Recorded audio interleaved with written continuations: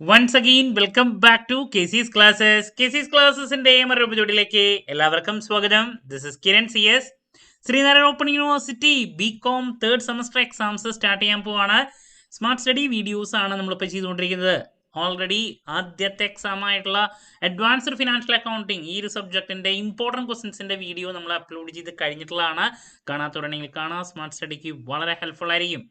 Then ഇന്നത്തെ വീഡിയോയിൽ ഉറപ്പായും പ്രതീക്ഷിക്കുന്ന പാർട്ട് ഡിയിലുള്ള SI ചോദ്യങ്ങളാണ് നമ്മൾ ഡിസ്കസ് ചെയ്യാൻ പോകുന്നത്.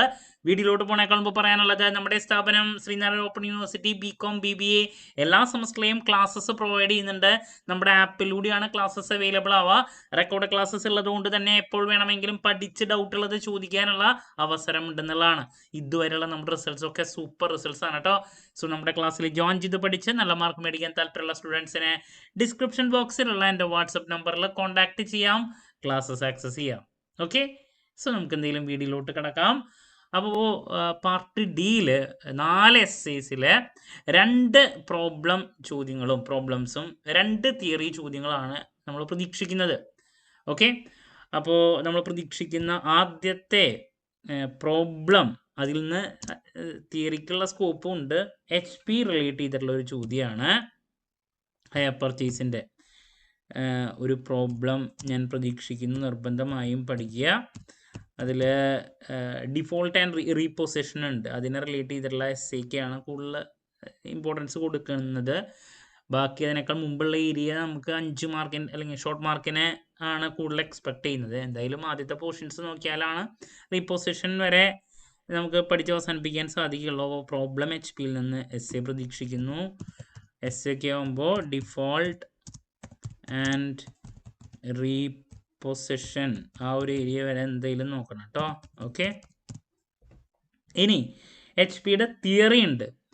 ഒന്ന് മാറ്റി പിടിക്കുകയാണെങ്കിൽ പ്രോബ്ലത്തിന് പകരം തിയറി ആണെങ്കിൽ തിയറിക്കുള്ള സ്കോപ്പും കൂടി ഉണ്ട്. അപ്പോൾ അതും കൂടി നോക്കണം. HP എന്താണ്, അതുപോലെ തന്നെ അതിൻ്റെ ഫീച്ചേഴ്സ്, ദെൻ അഡ്വാൻറ്റേജസ്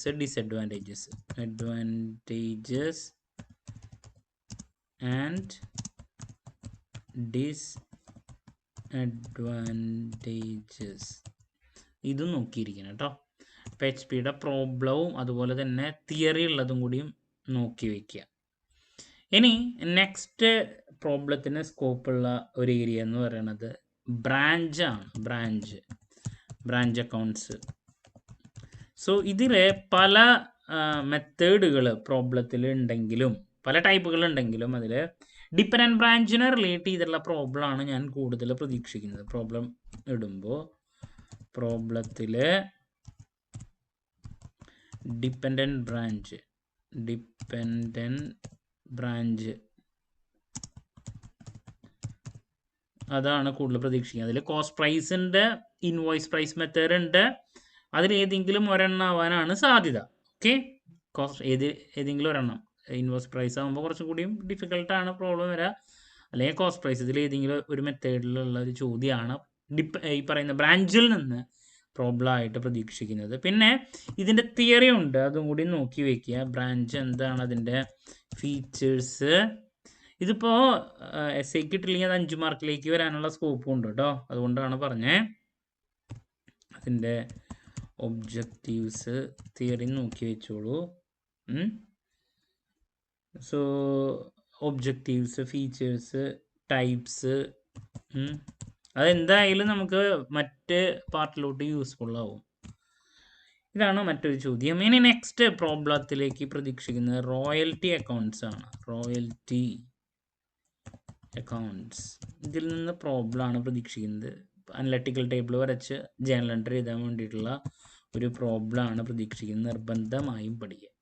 അപ്പോൾ ഞാൻ പ്രോബ്ലം കൂടുതൽ ഫോക്കസ് ചെയ്യാൻ പറയുന്നത് ഈ 3 ടോപ്പിക്സ് ആണ്. HP, branch, royalty. ഇതിൽ നിന്ന് 2 പ്രോബ്ലംസ് ഞാൻ പ്രതീക്ഷിക്കുന്നു ഞങ്ങൾക്ക് കിട്ടും. അതന്നെ HP-യിൽ റീപൊസിഷൻ കൂടുതൽ ഇമ്പോർട്ടൻസ് എന്തായാലും കൊടുക്കണം.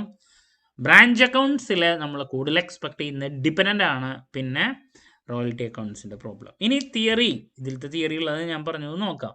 ഇനി തിയറി IFRS-ൽ നിന്നാണ് ഫസ്റ്റ് ബ്ലോക്കിലെ IFRS-ൽ നിന്നാണ് ഞാൻ പിന്നെ എക്സ്പെക്ട് ചെയ്യുന്നത്. IFRS എന്താണ്? IFRS സ്റ്റാൻഡേർഡ്സ് അതൊരു ചോദ്യം നമുക്ക് പ്രതീക്ഷിക്കാം. അതുപോലെ തന്നെ അതിൽ ഡിസ്റ്റിങ്ഷൻ ബിറ്റ്വീൻ, അത് 5 മാർക്കിലേക്കും എസ്ഐക്കും പ്രതീക്ഷിക്കാം. Distinction between Ind AS and IFRS.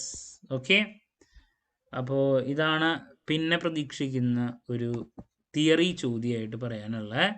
ഇനി നെക്സ്റ്റ് പറയാനുള്ളത് നമുക്ക് ഇതിൻ്റെ ഫസ്റ്റ് യൂണിറ്റിൽ IFRSൻ്റെ ബേസിക് തിയറി ഉണ്ട്. കൂടുതൽ 5 മാർക്കിലേക്കാണ് പ്രതീക്ഷിക്കുന്നത്.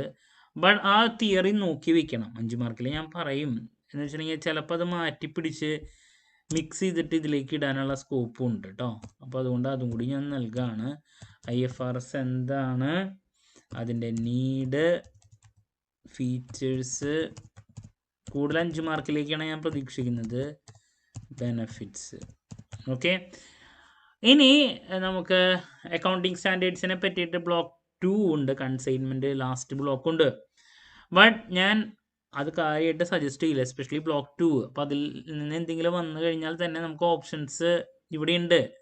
അപ്പോൾ ഈ ഓപ്ഷൻസ് നമുക്ക് സെലക്ട് ചെയ്ത് എഴുതാൻ സാധിക്കും. അതുപോലെ കൺസൈൻമെൻ്റ് ആണെങ്കിലും, കാരണം പ്രസൻറ്റ് ചെയ്യാൻ ഏറ്റവും കംഫർട്ടബിൾ ആയിട്ടുള്ള ഏരിയ ആണ് ഞാനിവിടെ പറഞ്ഞിട്ടുള്ളത്. അപ്പോൾ ഈ പറയുന്ന ചോദ്യങ്ങളിലോട്ട് എന്തായാലും ഫോക്കസ് കൊടുക്കുക.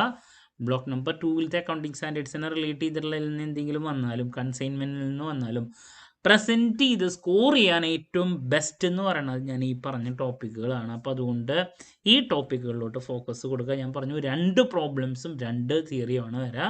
അപ്പോൾ അത് ഇതിൽ നിന്ന് എന്തായാലും കിട്ടുമെന്ന് ഞാൻ പ്രതീക്ഷിക്കുന്നു. ഓക്കെ, അപ്പോൾ ക്ലാരിറ്റി കിട്ടിയെന്ന് പ്രതീക്ഷിക്കുന്നു. നെക്സ്റ്റ് ഉറപ്പായും പ്രതീക്ഷിക്കുന്ന പാർട്ട് സിയിലുള്ള 5 മാർക്സ് പിന്നെ 2 and 1 മാർക്സ് ചോദ്യങ്ങൾ ലൈവ് ഒക്കെ ഉണ്ടായിരിക്കും. നമ്മുടെ ഇതൊക്കെ ആയിട്ട് എത്രയും പെട്ടെന്ന് തന്നെ നിങ്ങളുടെ മുമ്പിൽ എത്താമെന്നുള്ള പ്രതീക്ഷയോടെ നിർത്തുന്നു. This is Kiran CS signing off. Have a nice day. Thank U.